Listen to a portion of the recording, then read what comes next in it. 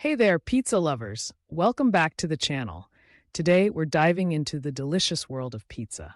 Its history, types, how to make it at home, and some quirky toppings from around the globe. Trust me, by the end, you'll be craving a slice. Let's get started. So let's kick things off with a little history, shall we?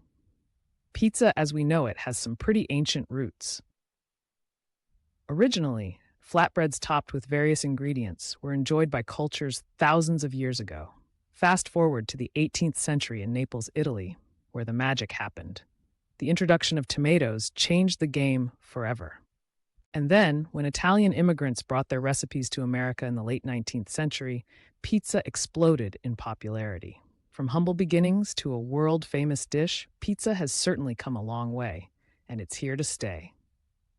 Now let's talk pizza styles. There are so many out there, it's like a whole universe of flavors. First up, we have the classic Neapolitan pizza.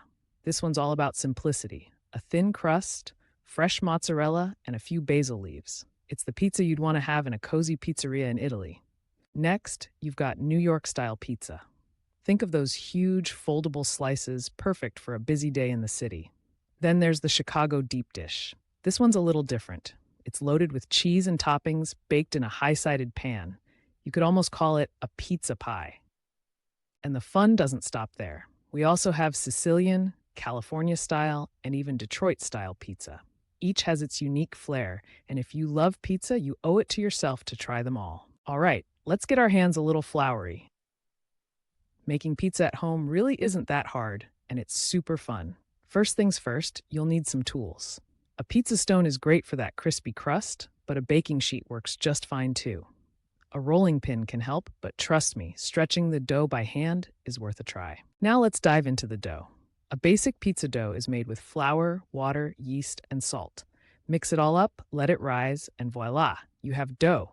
When it comes to the sauce, just crush some tomatoes, add a pinch of salt, and maybe some herbs if you're feeling fancy. Topping time. The sky's the limit here, folks. Whether you like classic pepperoni, veggies, or something wild like pineapple, just make sure not to overload your pizza.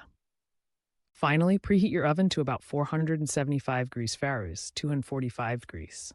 Bake your pizza until it's golden and delicious, and get ready for the best homemade slice you've ever tasted. Speaking of toppings, let's chat about some fan favorites.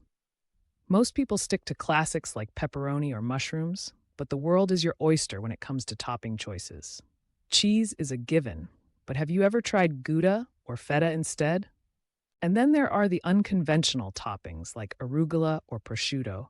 Who knew pizza could be so fancy? But let's not forget the pineapple debate, right? Love it or hate it, it always stirs the pot. Whatever your preference is, just make sure whatever you choose goes well together for that perfect bite. Now, if you think pizza is just an Italian dish, think again. Different countries have their unique takes on pizza. In Japan, you might find pizza topped with mayo and seafood, definitely an acquired taste. Over in Brazil, people put green peas on their slices, and yes, it's surprisingly tasty. In Turkey, they whip up a version called lahmacun, which is like a pizza with a super thin crust topped with spiced meat. It's fascinating how this simple dish transcends cultures and creates something special everywhere it goes. So there you have it, folks. Pizza history, types, making it at home, and unique toppings from around the world. Now it's your turn to get creative in the kitchen. Don't forget to share your pizza experiences in the comments below, and be sure to subscribe for more delicious content. See you next time.